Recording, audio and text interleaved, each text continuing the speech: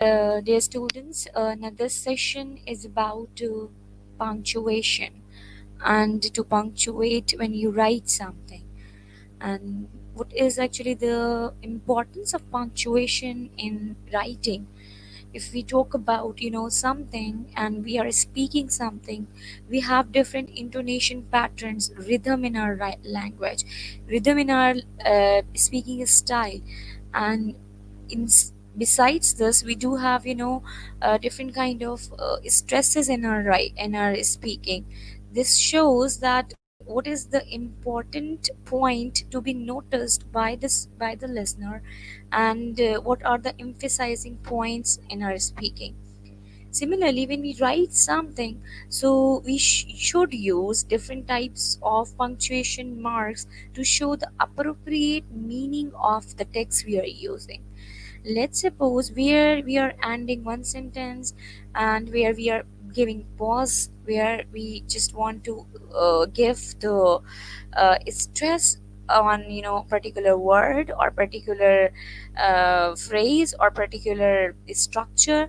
And when you call someone, so how you call, how you give the pauses, and how you include the less important information in your speech. This is so very much easy in speaking, but when we talk about writing, it becomes a bit difficult, and sometimes we alter the meaning of the text by using inappropriate punctuation marks or by not using the punctuation marks totally. So the punctuation marks do have a lot of importance in English language, particularly in composing a formal style of writing. So there are different punctuation marks we use in the text. You may have encountered with full stop and commas and inverted commas and hyphen and question marks. So these are the punctuation marks which we use in English language, but how to use them appropriately is the main task, and you need to have the grip over these types of things. How you can get the grip over these punctuate the usage of these punctuation marks? You can do the more practice by making the sentences by using these different punctuation marks in different contexts. And when you are reading something, try to get the idea that why the writer or the why the good writer means. I must say that must do refer those books which are authentic or which are written by good writers. So when you're reading something, so try to focus that which punctuation mark refers to what which idea. And even if the writer has used a comma instead of full stop, so why he has used it. So these are the things to be focus when you are reading, so you can get a better idea of the usage of punctuation. Here we are just focusing on different punctuation marks and their usages, but the main focus is to use them appropriately. So here we go. The first one, full stop, and that is also called the period. This is the difference between the American and the British English, that in British English we say full stop, and in American English I think so they say it a period. So where do we use shows the completion of a sentence. When we complete a sentence, a primary students होते हैं, they basically they first of all the punctuation marks they used to use this punctuation mark, and this is we use when we are ending a sentence. Can alter the meaning if not used properly in a text. Obviously, there is a huge impact of the full stop in your writing at the end of declarative sentences and abbreviation in a sentence. It's not only used to to end a sentence, but it also used to show the abbreviation of something. As a sentence ender, Jane and Jack went to the market. Full stop. So here the thought of the writer or the speaker completes. After an abbreviation like her son John Jones Jr. Now Junior Jr.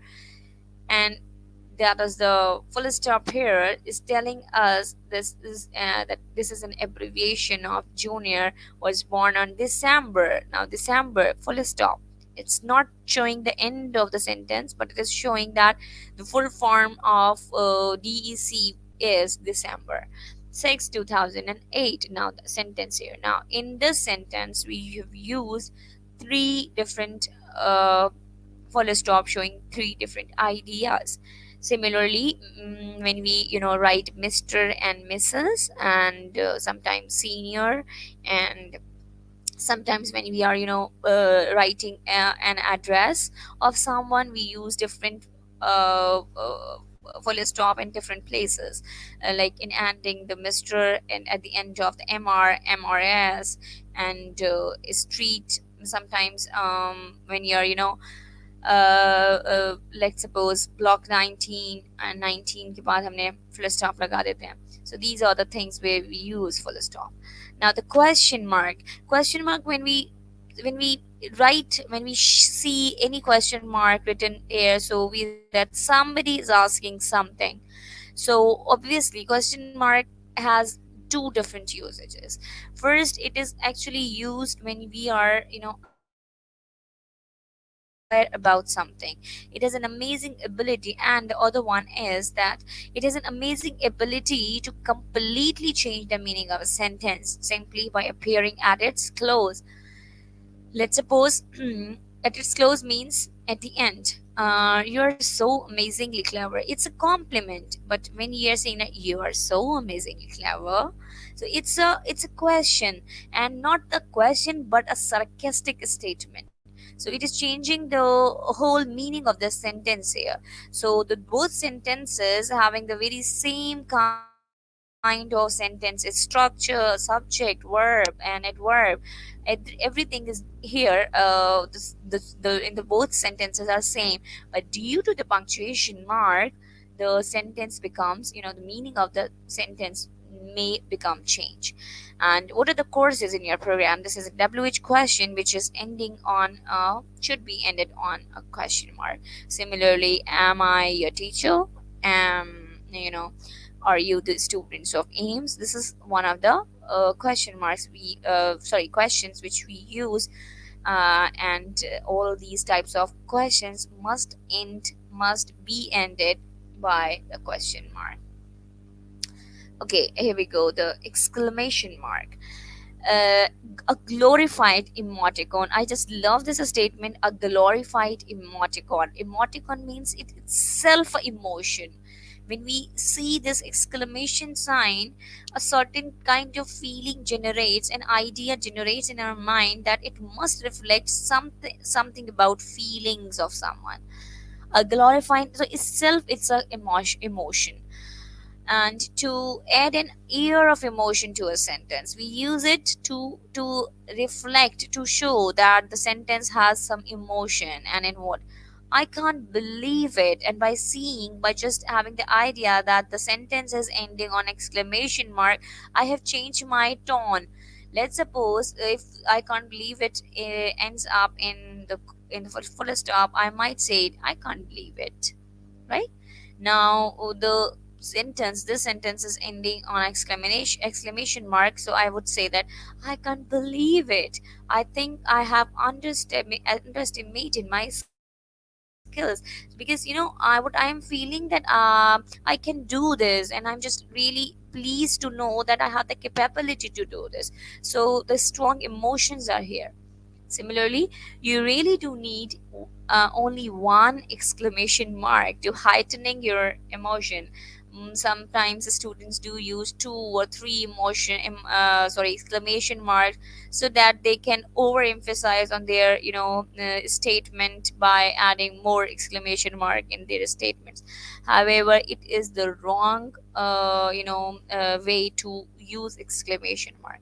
Exclamation mark must be used only one at a time. Ha, I knew it. It could be like ha, one or three emotions. If the exclamation marks would be there, the sentence would be wrong. Okay, now the brackets. They are also called parentheses. Parentheses is the plural, and you're using two brackets, and if it's a singular one, that would be called as parenthesis. I. Okay, when you set aside messages that are not really essential to the meaning of the text, means when you are giving some additional information in your writing, which are not, which could be helpful for the reader but not necessarily the part of the writing. They are always used in pairs, obviously. It cannot be used only one at a time, and can contain one or more sentences that may include references, definitions, further information, or editorial comments. Let's suppose if I have taken something from somewhere, I may include the reference in bracket. And similarly, I can also use when I am writing an article over a particular thing having an abbreviation in it. Let's suppose UNESCO.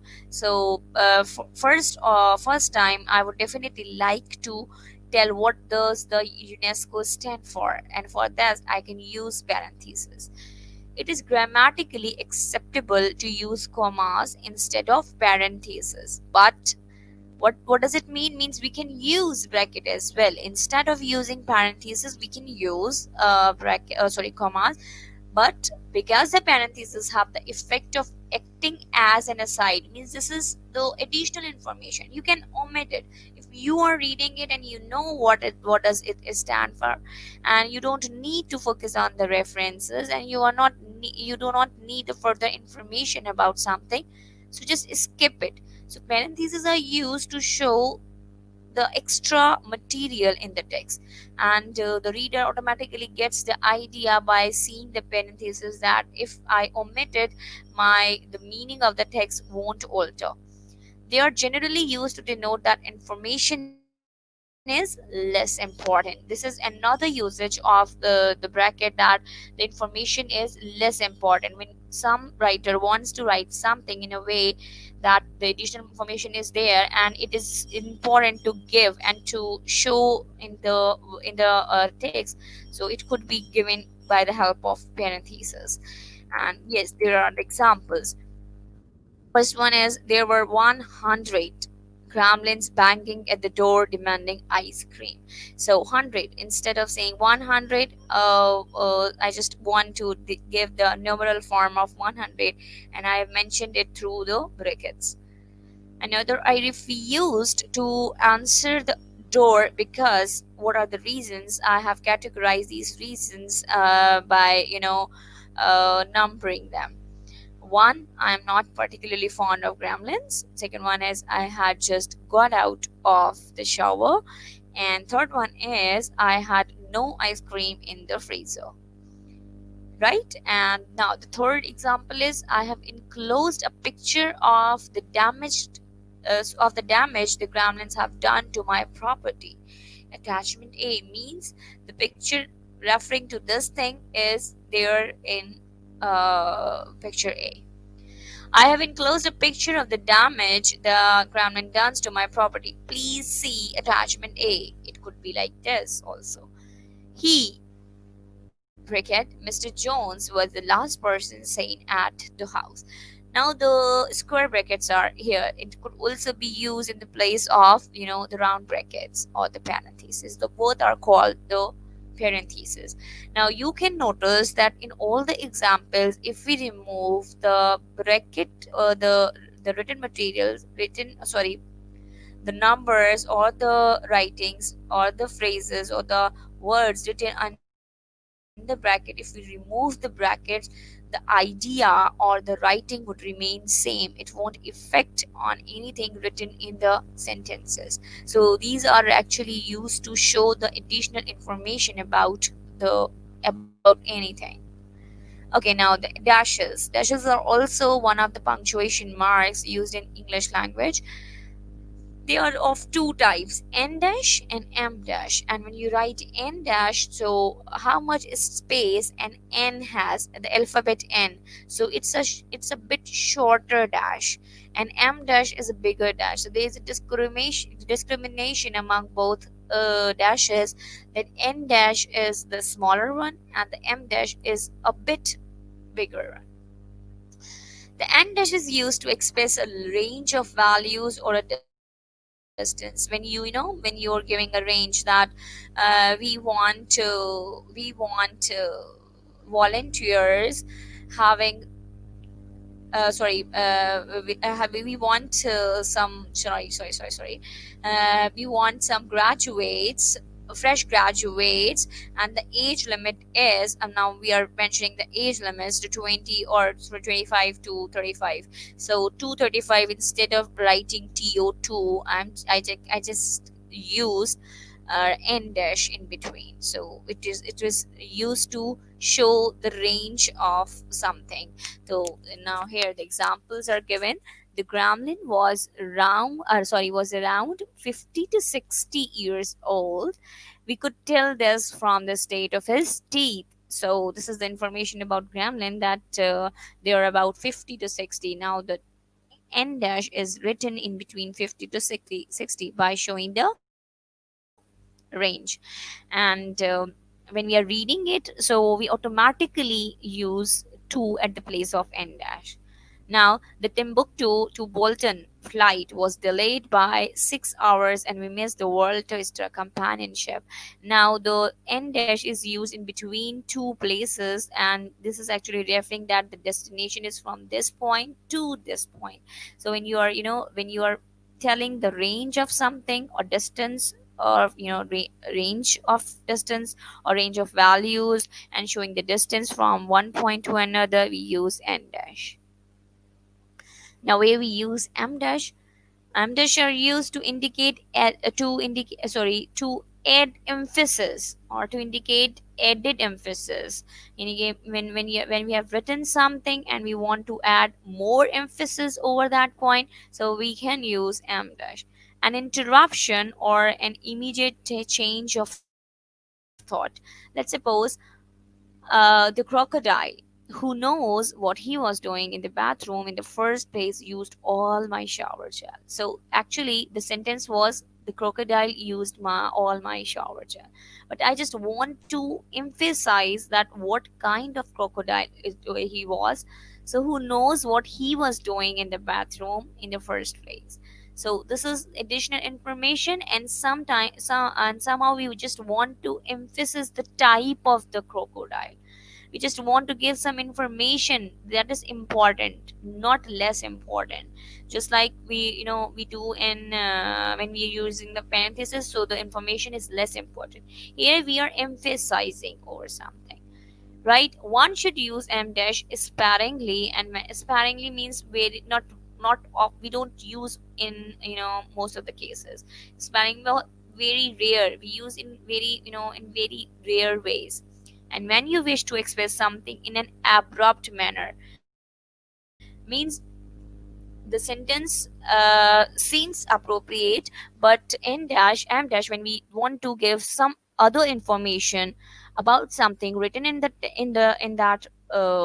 sentence, and just we want to give additional information which not necessarily be related to the sentence, and we just want to add. It took several people to lift the enormous pumpkin. Probably the sentence does not require other information, but I'm just adding another information by naming those people: John, Graham, Tim, and Edward. However, this is not the very important information, but I just want to add these information. She gave him her answer, no. So here we can also use and dash. Okay, now hyphen. Hyphen is another type of, you can also merge the hyphen with that of the dashes. But what is the difference here? Hyphen most often used to form compound subject or some compound word adjectives. The words to join words into separate syllables of a single word. Let's suppose coordinator. Now co is the syllable, another ordinator, and now we are using the hyphen in between. So in between the words, and when we are forming a word by taking the help of two different words. We form another word. So this is how we can use the hyphen. Should never have spaces before or after it. Like in dashes, we can have the spaces before or after, but when we are using hyphen, we don't use spaces before or after it. The most popular use of hyphen is to join two compound adjectives. Like hairy is itself an adjective, handed is also an adjective. So when we combine it, hairy handed, so it would be called as another adjective. Part-time, part-time, back to back, well known. So these are the words which use hyphen in it. Ellipsis. Now ellipsis, three equally distant dots जो हम इस्तेमाल करते हैं to be continued के लिए to indicate that some text has been omitted from a text. The text remains continue when the hyphen, sorry, the ellipses are there.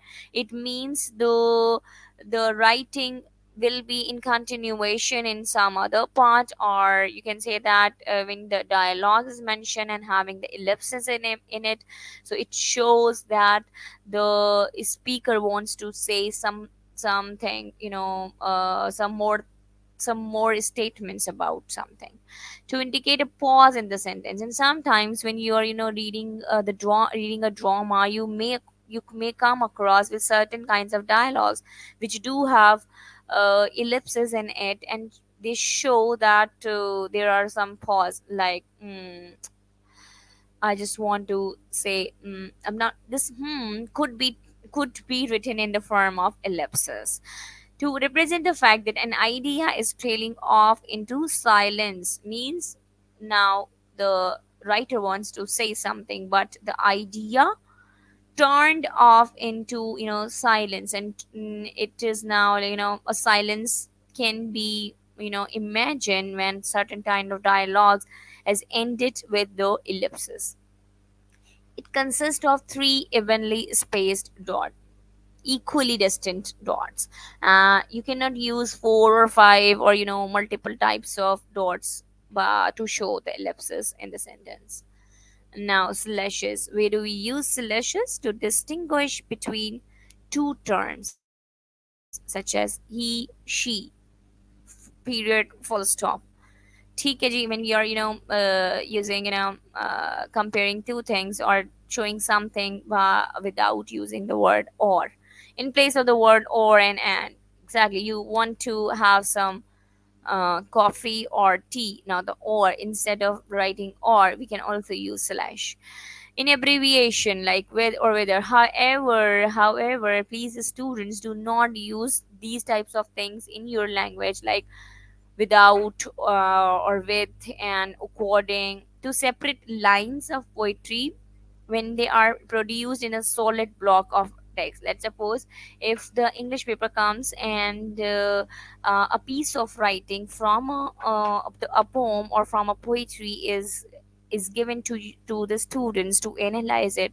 So instead of writing in poetic form, we can also write in a paragraph form by having slashes in between.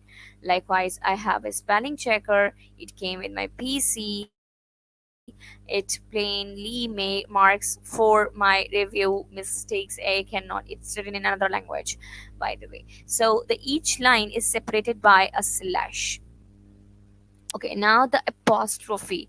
Apostrophe, where do we use? Obviously for contractions like can't and don't and doesn't. So we use apostrophe there to show possession also. Let's suppose, yes, heras and alis and cats.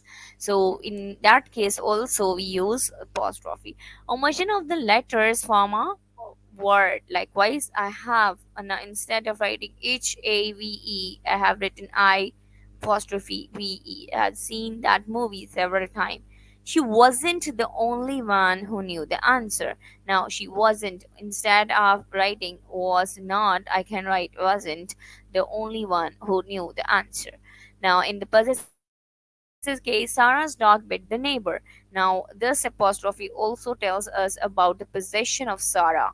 So we can use Sarah apostrophe s and dogs.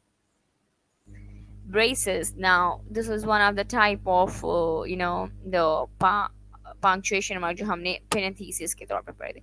The punctuation marks that are used to put parentheses within parentheses means two parentheses. When the two parentheses are used in a sentence, it would form braces, right? Not the flower brackets are used in language, but if in a sentence we use two is one square and one round bracket at a time in a sentence, it would be termed as the use of braces.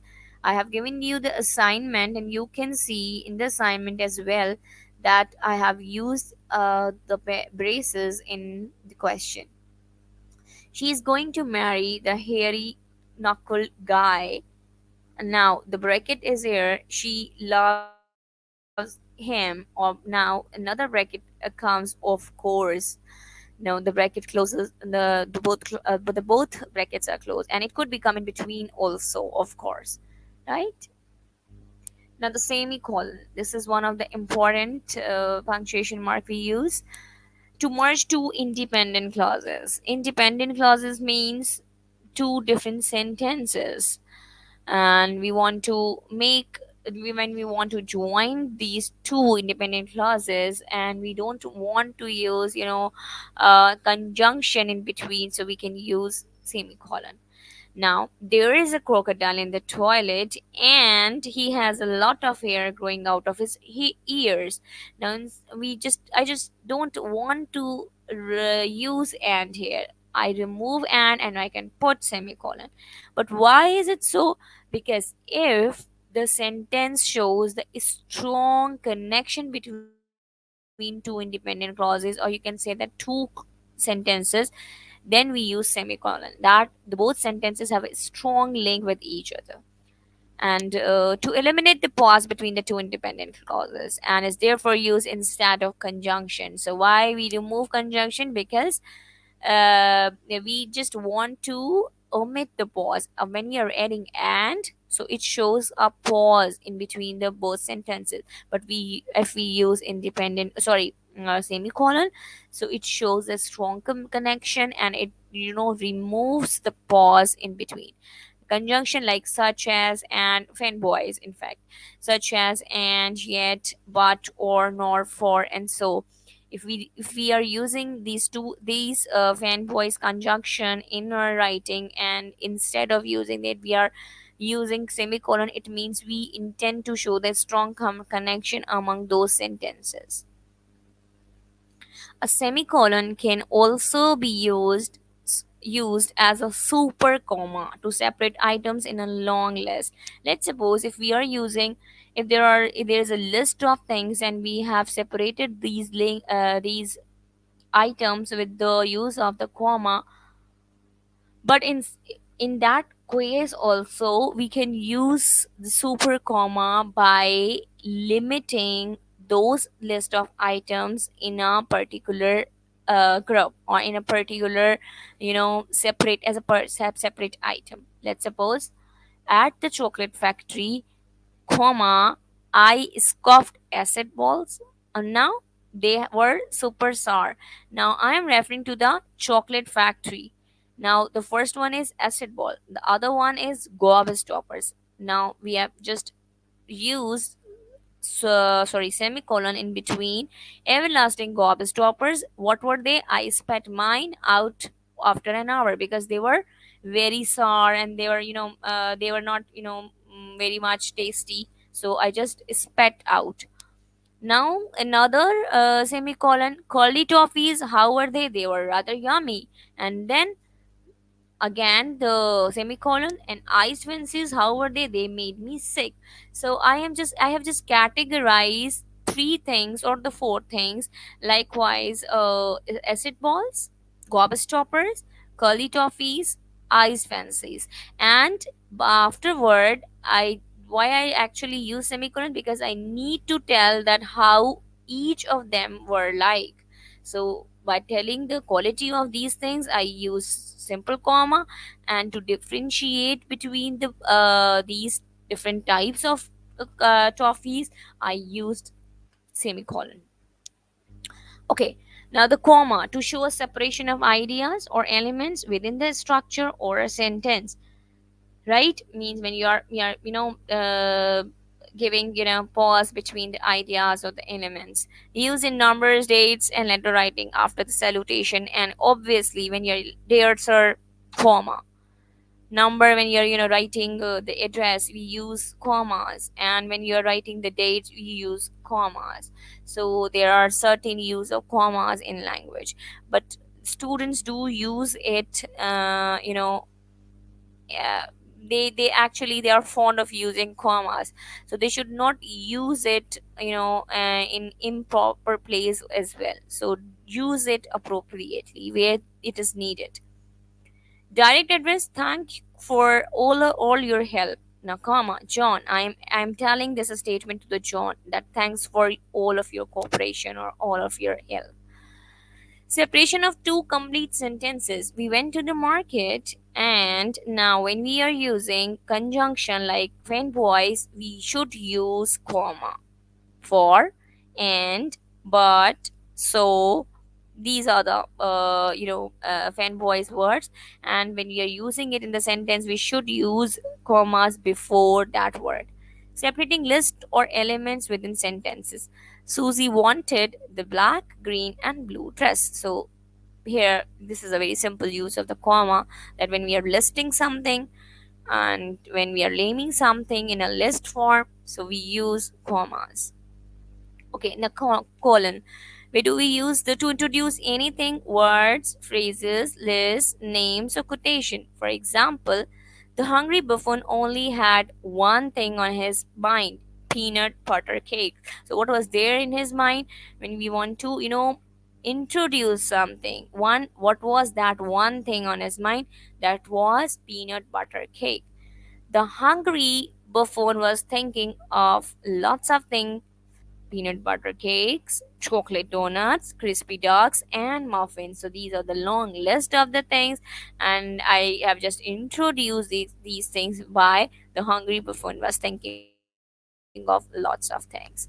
And also when when you write the title of something, and you have seen such types of programs or sometimes sessions or workshops. So the iskandar, we use the organizers use colon in between.